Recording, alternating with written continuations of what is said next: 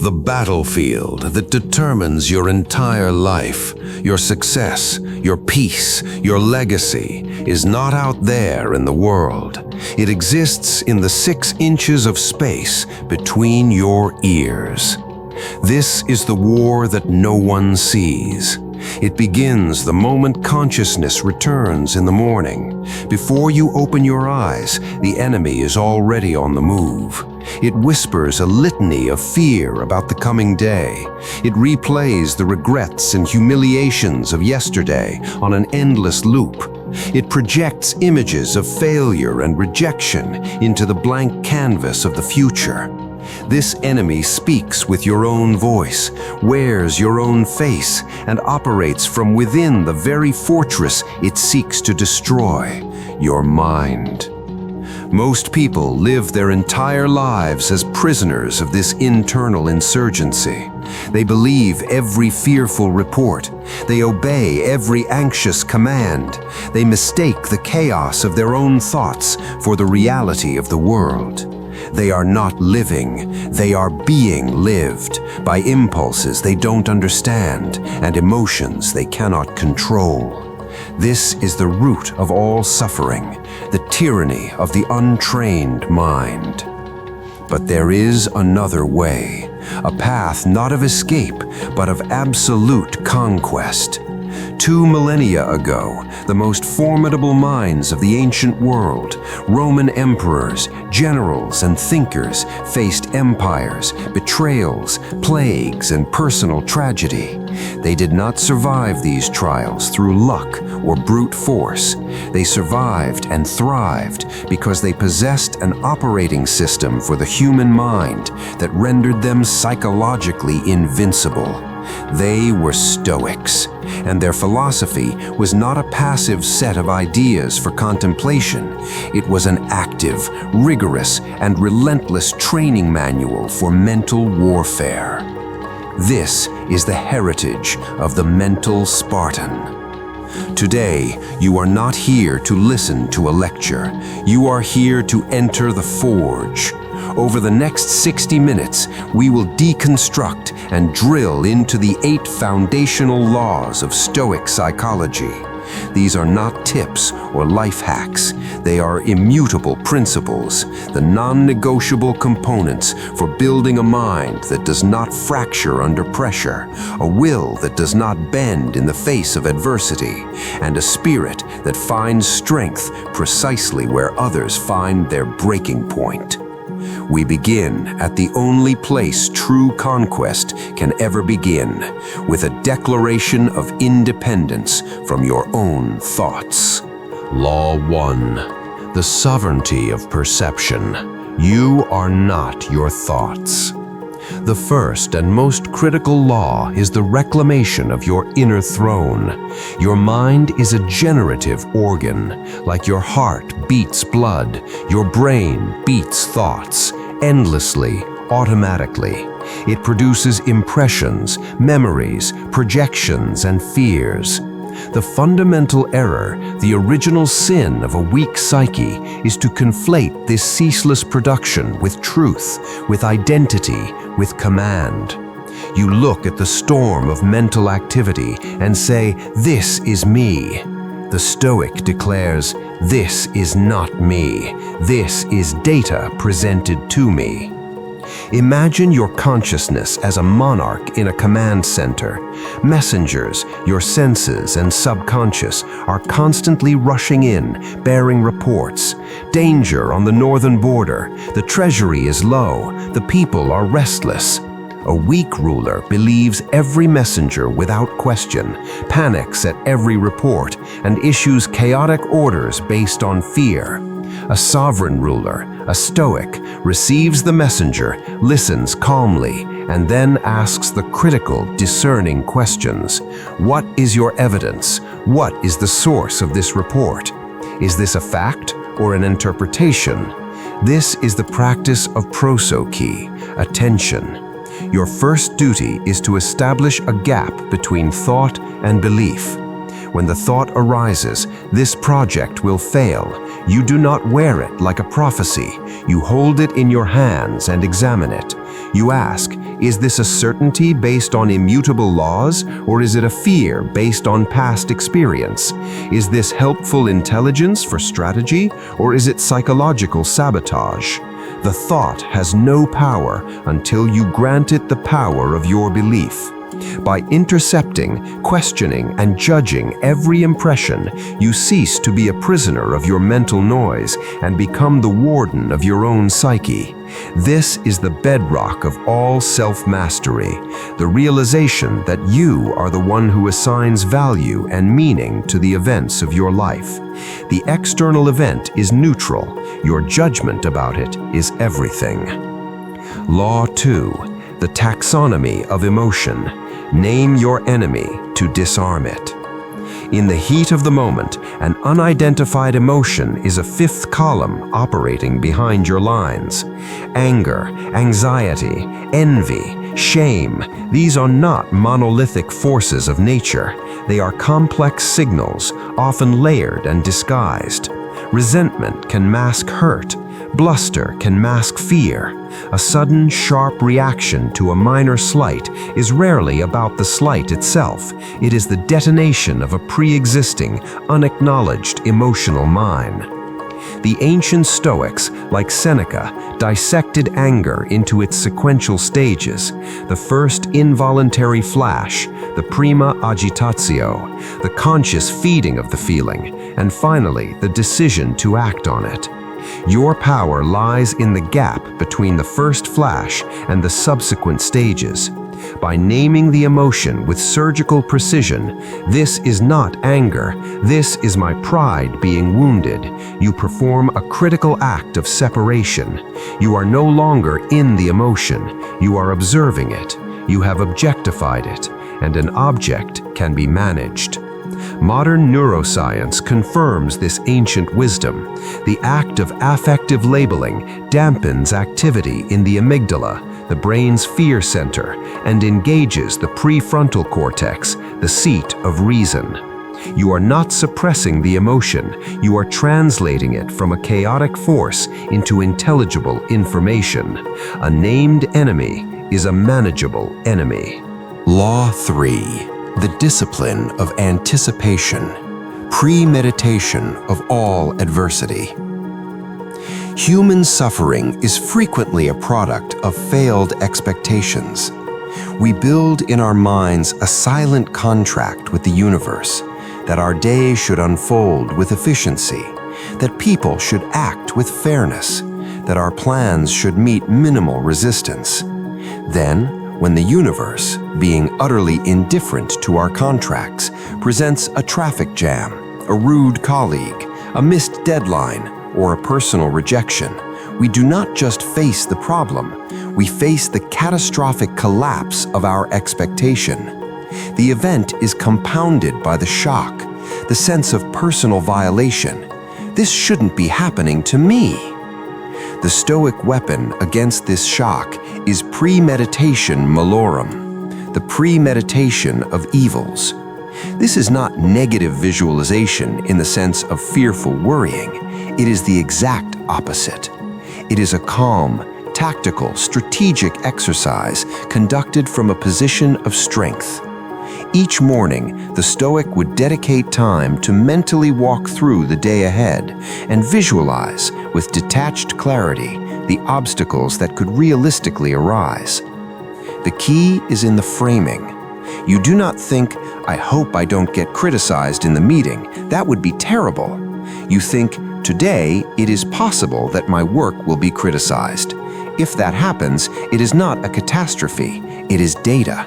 My internal response will be to listen for useful feedback, to separate the person from the critique, and to maintain my composure. My equanimity is not dependent on their approval." By mentally rehearsing adversity, you accomplish two profound things. First, you desensitize yourself to the emotional punch of the event. When it occurs, there is no shock, only recognition. "Ah," the Stoic thinks, "this is the form today's friction has taken." Second, and more importantly, you have pre-scripted your response. In the gap between event and reaction, where most people are hijacked by emotion, you have already installed a program of virtue. You have replaced panic with procedure. This practice builds an incredible resilience, not by making you hard, but by making you prepared. It is the difference between being a leaf battered by the wind and a tree whose roots have grown deep in anticipation of storms. Law 4. The dichotomy of control, the foundational geometry of freedom. If Law 1 is the bedrock, Law 4 is the load-bearing architecture of the Stoic mind. It is the clean, bright line that divides the world into two and only two categories: what is within our power, ta ephemen, and what is not, ta uk ephemen. Within our power, our opinions, our judgments, our impulses, our desires, our aversions. In short, everything that is the product of our own prohairesis, our moral character or will. This is our true self, our inner citadel. Not within our power, our body, our possessions, our reputation, our office, and crucially, the actions and opinions of other people. These are externals. The entirety of human anguish, the Stoics argued, springs from a single cognitive error, mistaking what is not ours for what is ours. We treat our reputation as if it were our character. We treat a desired outcome as if it were a guaranteed reward for effort. We treat the love of another person as if it were a possession we can control. When these externals fail to conform to our wishes, we feel we have been robbed. We feel we have failed. The Stoic reorientation is radical. It says your only moral and psychological task is to manage well what is within your power. Your job is to form excellent judgments, to choose virtuous actions, to direct your will toward good. Everything else, the outcome of your job interview, the reaction to your art, the loyalty of a friend, is not your department. It is an external event to be met with acceptance, not an extension of yourself to be clutched at. This is not passivity. It is the ultimate form of focused action. It means you pour 100% of your effort, your passion, and your excellence into your own performance, your preparation, your integrity, your courage in the attempt, and then you release the outcome to the universe with the serenity of a craftsman who knows the quality of the work is his concern, while the buyer's opinion is not. This law liberates you from the exhausting, impossible burden of trying to control a chaotic world. It focuses your energy with laser precision on the only thing you can ever truly control: yourself. Law 5. The alchemy of narrative. You are the author of meaning. An event occurs. It is in itself a fact, a neutral occurrence in the tapestry of cause and effect. You get laid off. A relationship ends. You receive a scathing critique. The raw event is devoid of meaning. Meaning is not discovered in the event. It is assigned to the event by the human mind. The untrained, reactive mind runs a predictable, pathological software. It immediately assigns the most catastrophic, personal, and permanent meaning available. The layoff becomes, I am a failure, my career is over, I am not valuable. The breakup becomes, I am unlovable, I will always be alone. This narrative is not a conscious choice. It is a conditioned reflex, a well-worn neural pathway of suffering. The Stoic engages in conscious narrative warfare. The Stoic understands the principle of phantasia catalepticae, the graspable impression that can be assented to or rejected. When the catastrophic first impression arises, the Stoic withholds assent.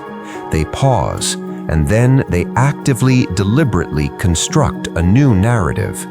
They engage in a cognitive interrogation. Is it true that this single event defines my entire worth? What is a more objective, less self-lacerating interpretation? Could this be an opportunity disguised as a setback?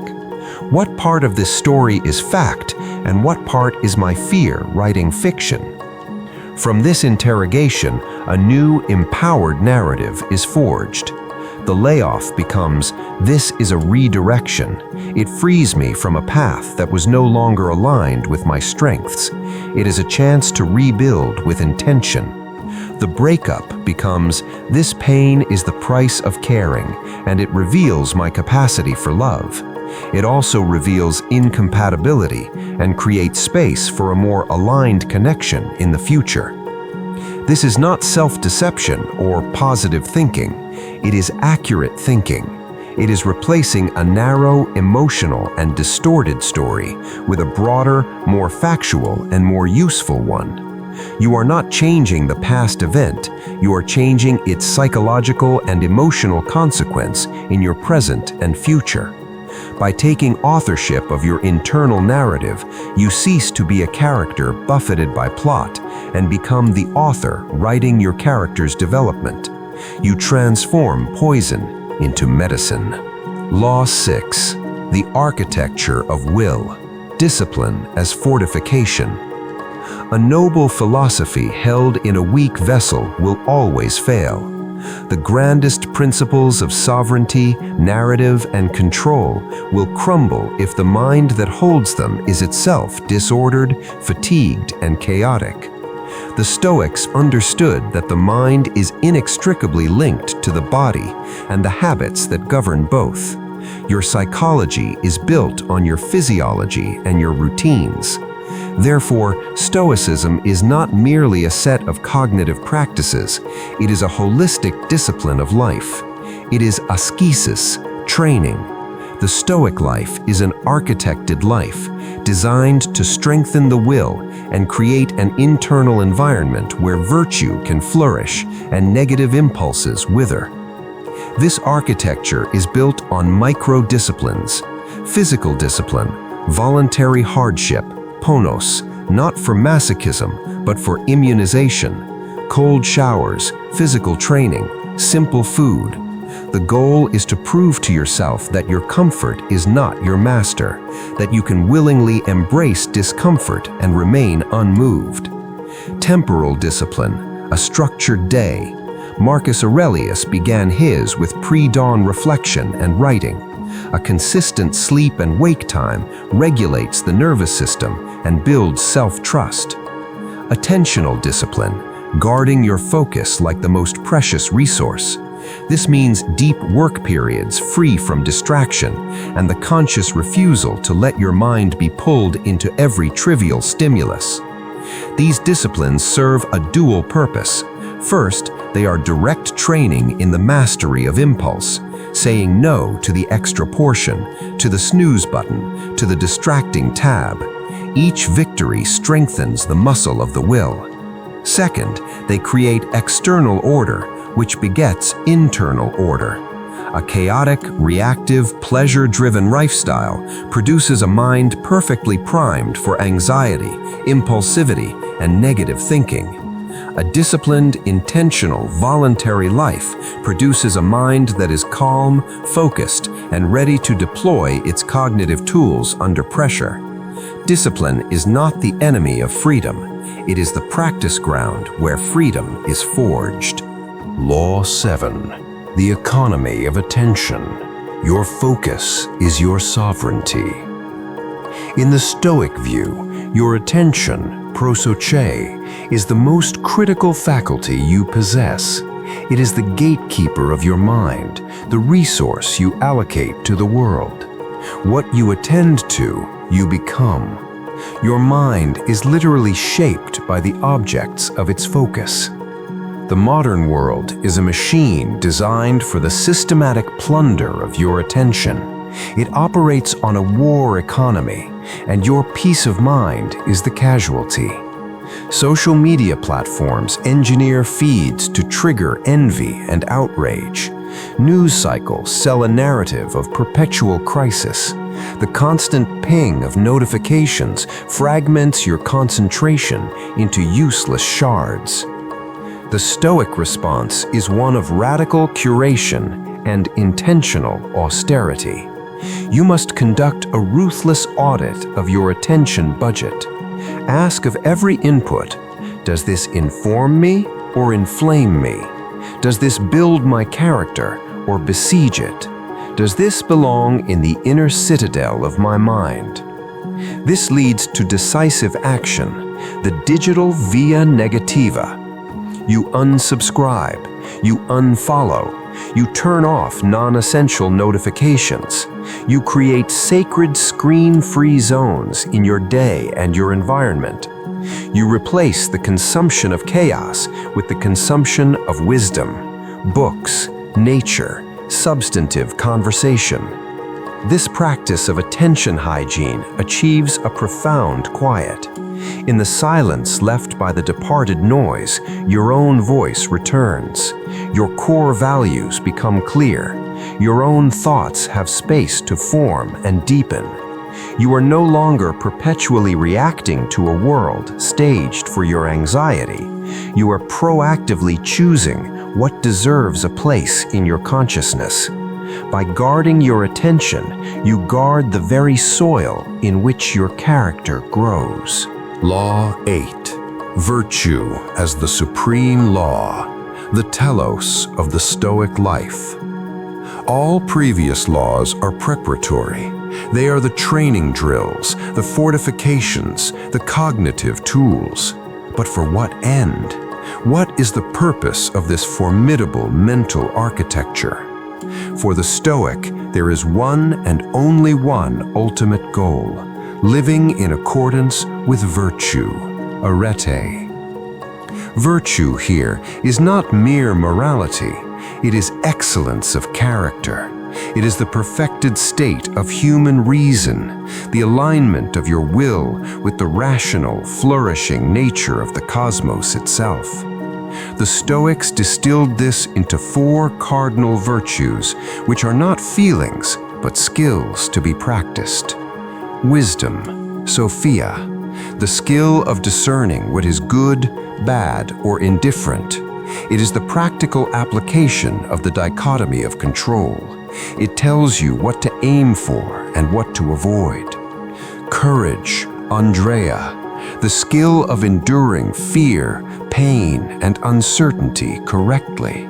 It is not the absence of fear, but the judgment that something else, justice, truth, duty, is more important than fear. Justice, dikaisonye, the skill of relating to others with fairness, kindness, and community-mindedness. It is your duty to your fellow humans. Temperance, sophrosune, the skill of mastering your desires and impulses. It is the discipline of proportion, of saying enough. These virtues are your final infallible compass. When emotion clouds your judgment, when fear screams to run, when anger demands revenge, when lust urges indulgence, you do not consult the emotion, you consult the virtue. You ask, what would the wise person do? What would the courageous person choose? What is the just action here? What does temperance advise? Living by virtue means your internal state is no longer hostage to external events. A setback is not a bad thing. It is an opportunity to practice courage and wisdom. An insult is not an injury. It is a test of your temperance and justice. Your self-worth is no longer derived from victories, possessions, or praise, but from the quiet, unwavering knowledge that you acted with excellence of character. This is eudaimonia, the profound flourishing and unshakable peace that comes from knowing you are living as a human being was designed by nature to live, rationally, courageously, justly, and with self-command. Conclusion. You have now been given the complete schematic.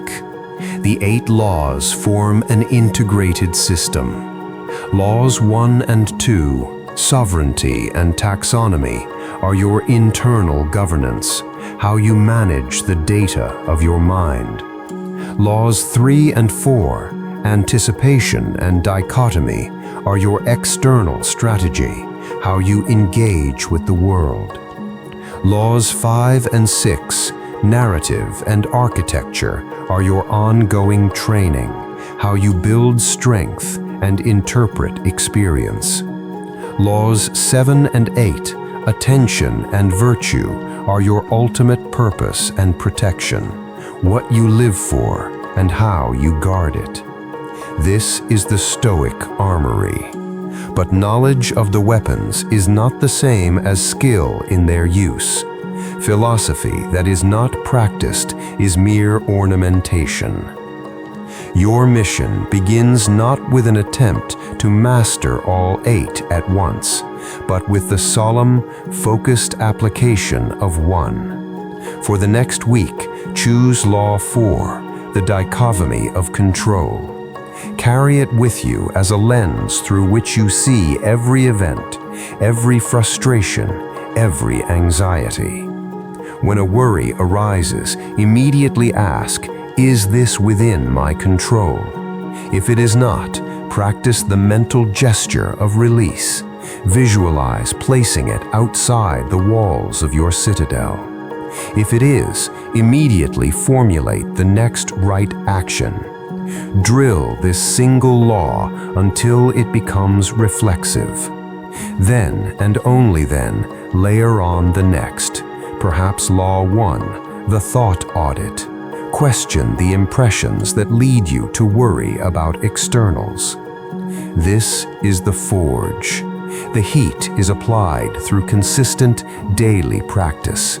The hammer strikes are the moments you choose the harder, virtuous path over the easier, reactive one. The metal being shaped is your very soul.